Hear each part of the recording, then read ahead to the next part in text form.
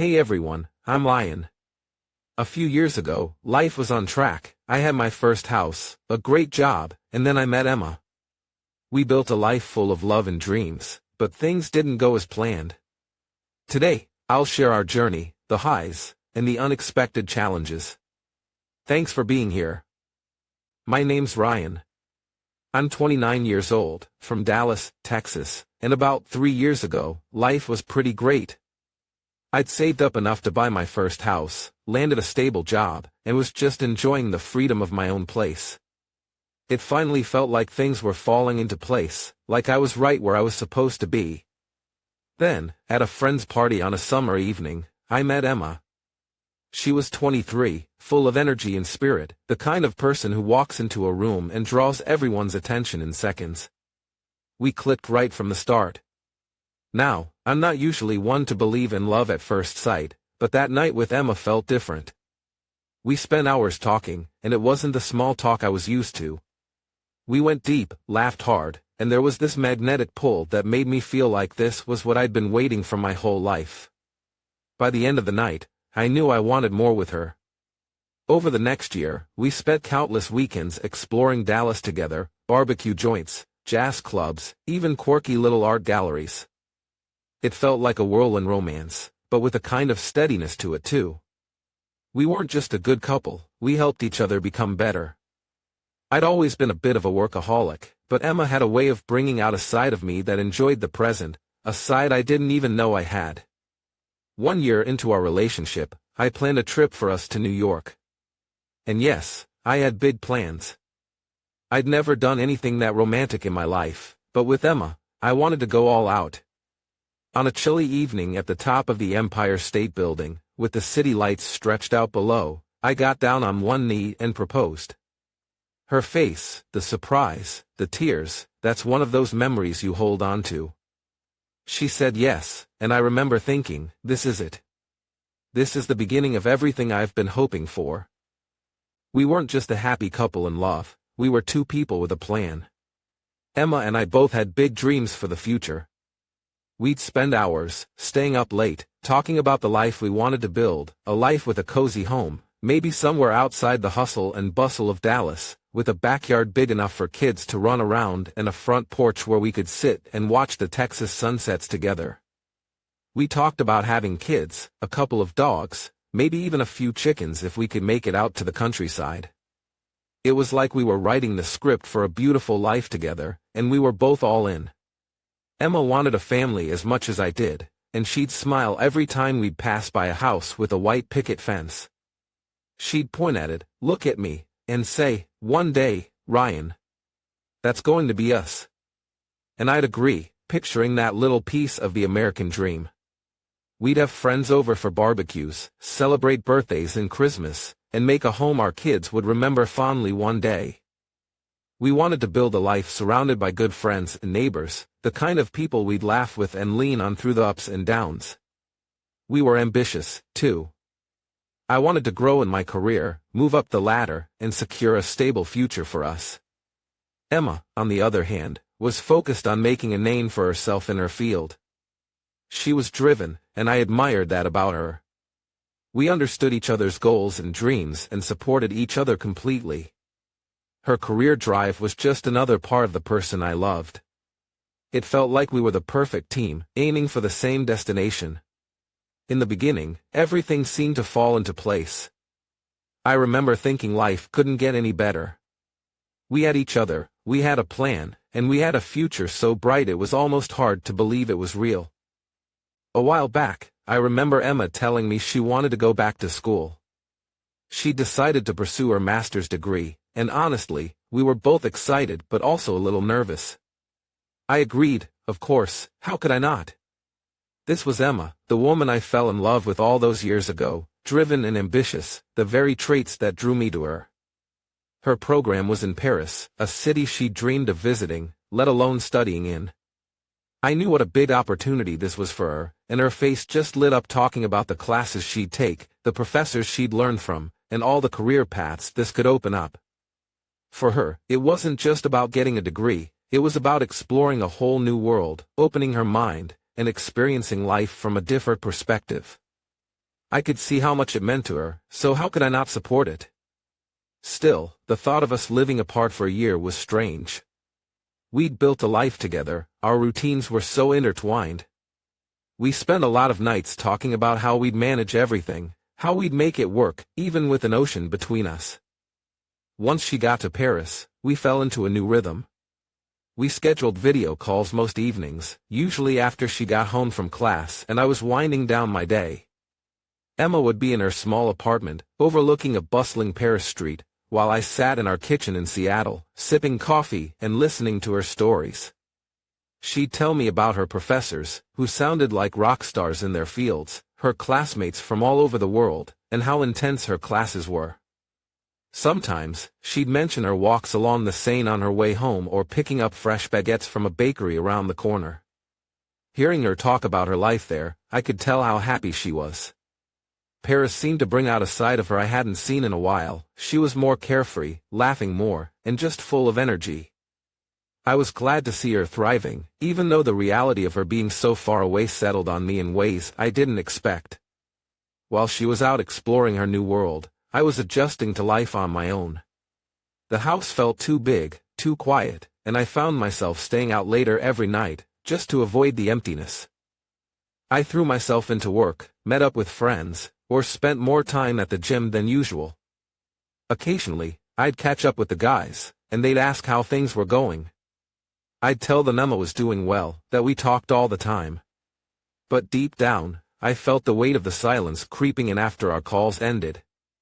Cooking for one wasn't something I'd expected, but I got pretty good at it. I even tried some new recipes Emma and I had always talked about, hoping maybe it would bring a bit of normalcy back. But the truth was, everything, from the meals to the TV shows, just reminded me of her not being there. Months went by, and both of us grew in our own ways. Emma was more focused on her studies than ever, often staying up late to work on projects.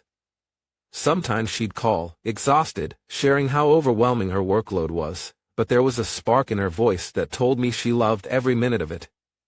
She'd tell me about weekend trips with her classmates to nearby cities, send me photos of stunning old streets, sunsets, and famous landmarks.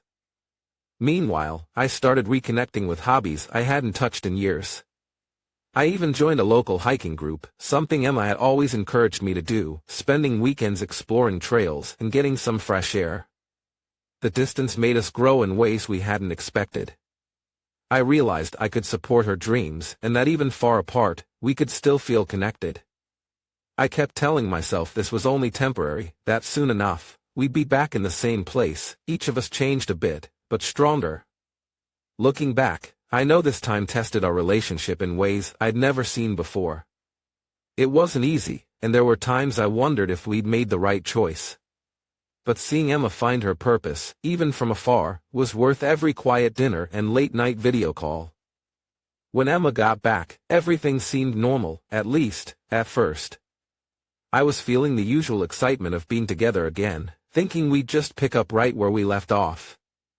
Those first few nights were easy and comfortable, like slipping right back into our rhythm. But then one evening, Emma said she wanted to have a serious talk about our relationship.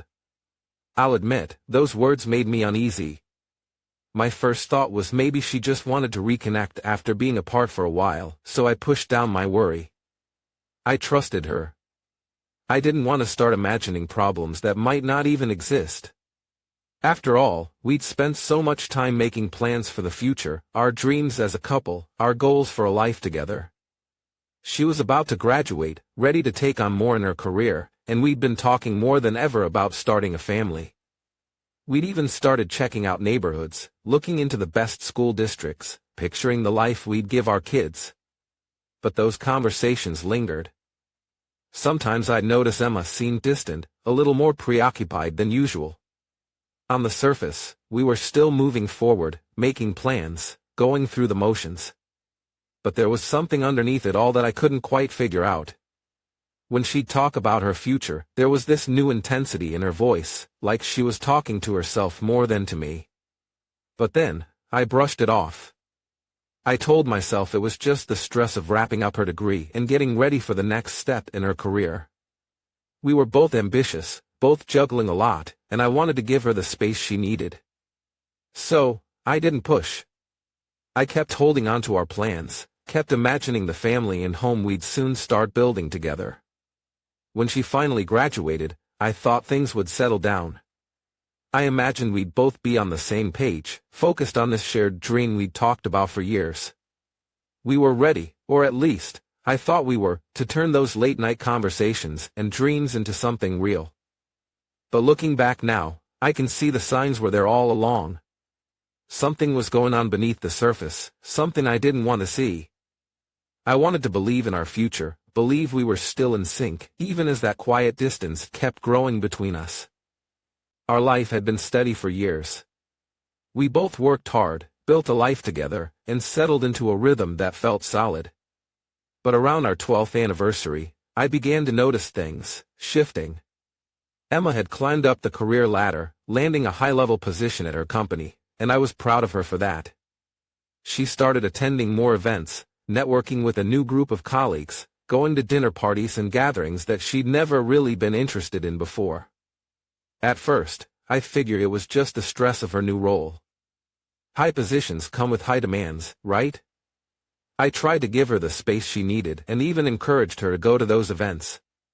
After all, this was a huge accomplishment for her, something she'd worked so hard to achieve. But soon enough, I started noticing subtle changes. She'd come home from these events looking different. Sharper, almost distant. She began bringing up things she'd never cared about before, nitpicking little details about me, my job, even how I spent my weekends. "Ryan, maybe you should think about a career change, women." She'd say casually, or she'd comment on my routines, saying, "I think you need to broaden your perspective, not stay so closed off in that small, stagnant environment." Women. The warmth that used to fill our conversations was starting to fade. I found myself missing the Emma I'd known for so long, the one who could talk with me about anything, who laughed at my silly jokes, who didn't care if I wore the same old shirt on weekends. Now, it felt like she was looking at me differently, almost as if she was seeing me through a new lens. Her gaze wasn't the same, like it had lost its warmth, grown a bit distant. At first, I brushed it off, assuming it was just work stress, that maybe she just wanted to grow and take things to a new level. But those little criticisms, they stung. She never talked to me like that before. And gradually, I started to feel the distance growing between us, like she was walking down one path, leaving me behind on another.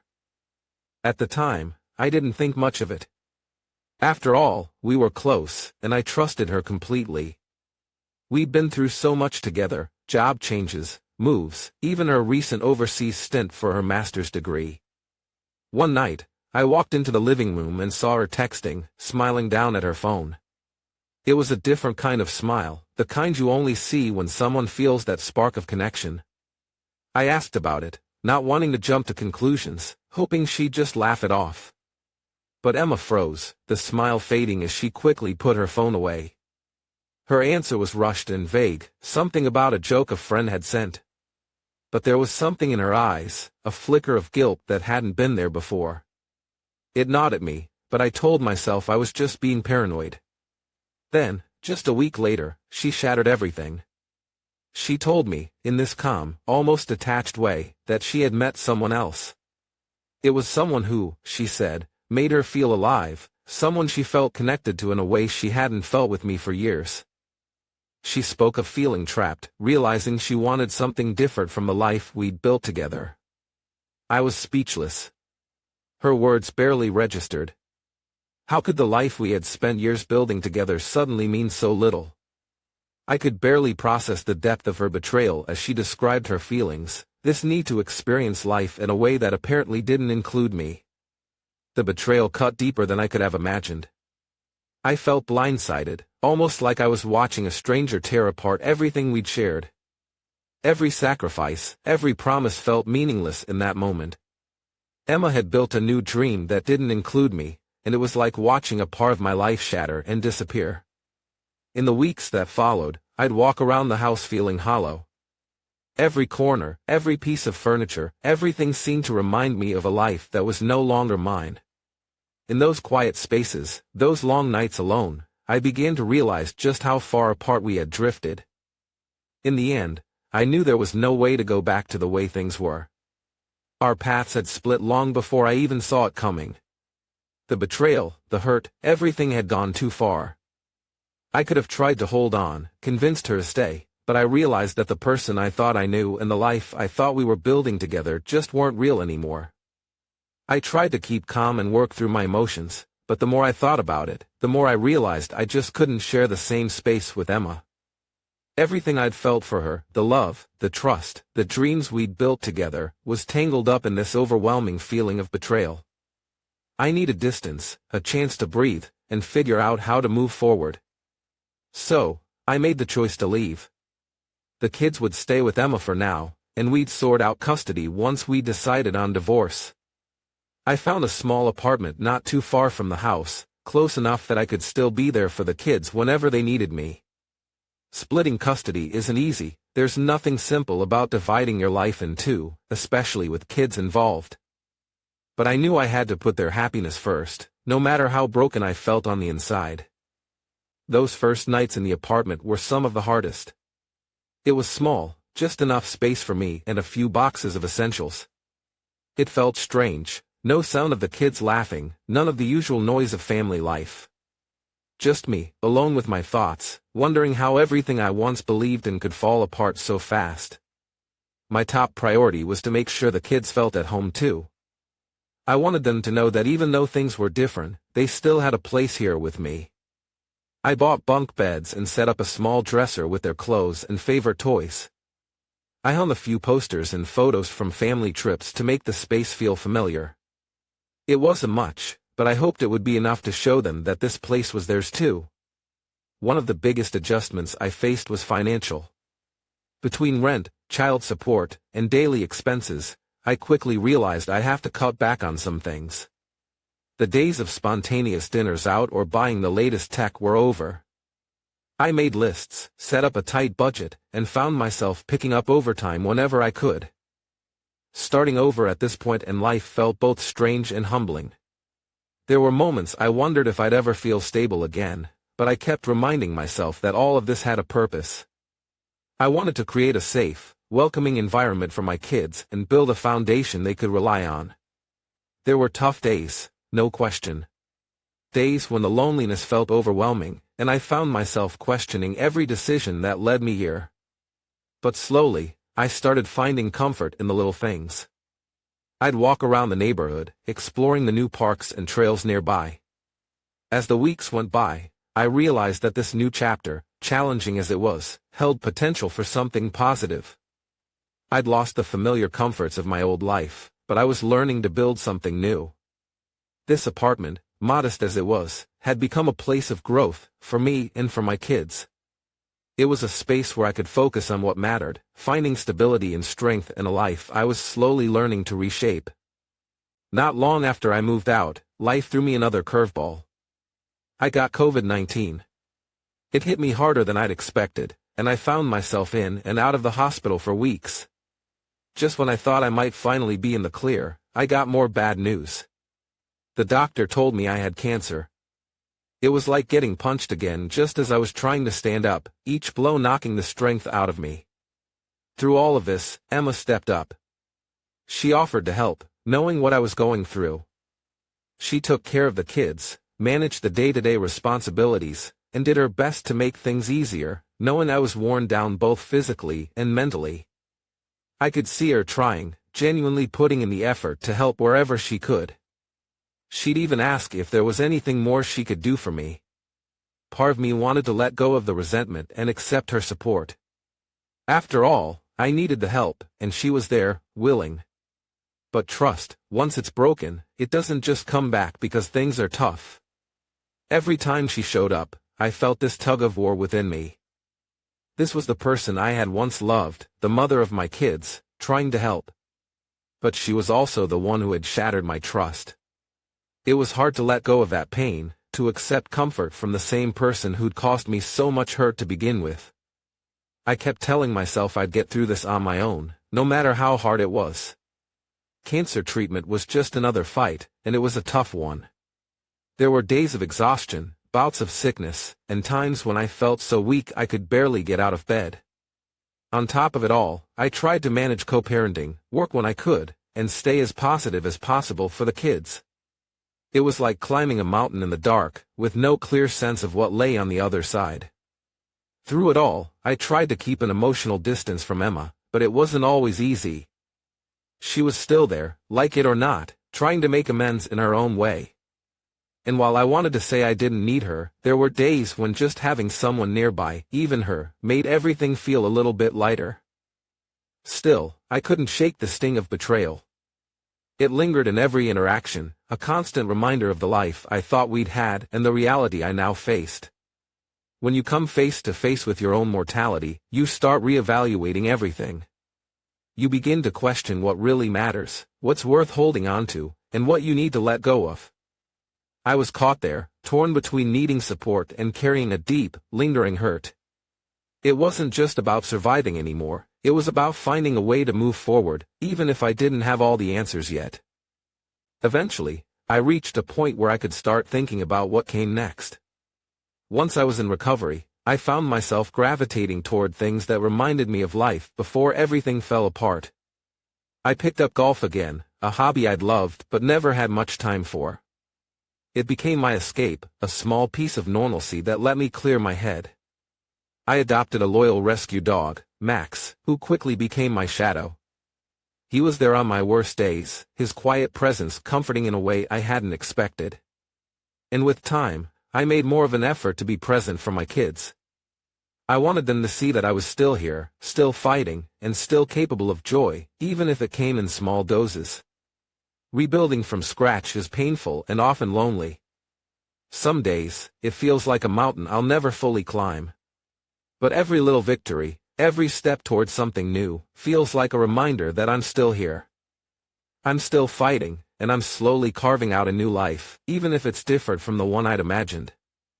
But at some point, I realized that I couldn't keep dragging the past around with me, letting it cast a shadow over every good moment that came my way. I wasn't doing myself any favors by holding on to the pain, letting it dictate how I saw the world.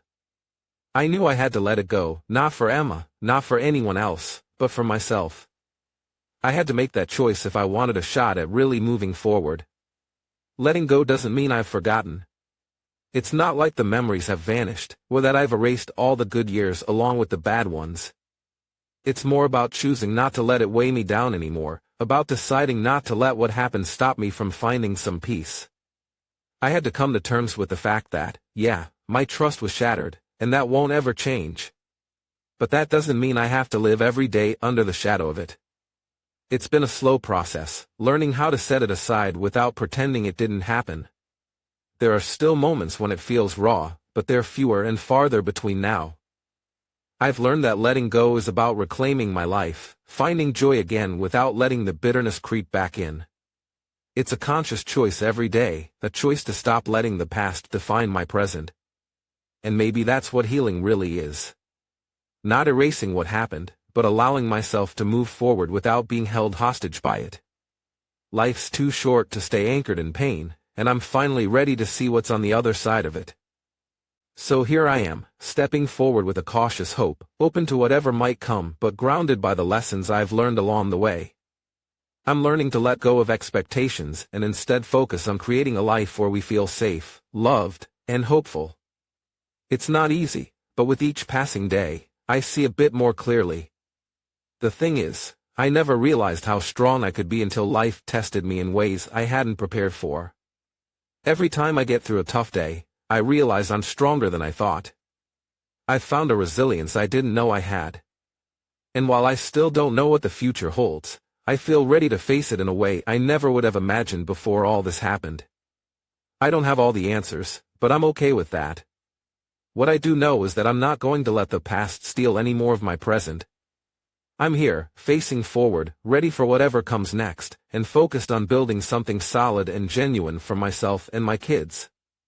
It may not be the path I chose, but it's the one I'm on, and for the first time in a long time, I feel like it just might lead somewhere good.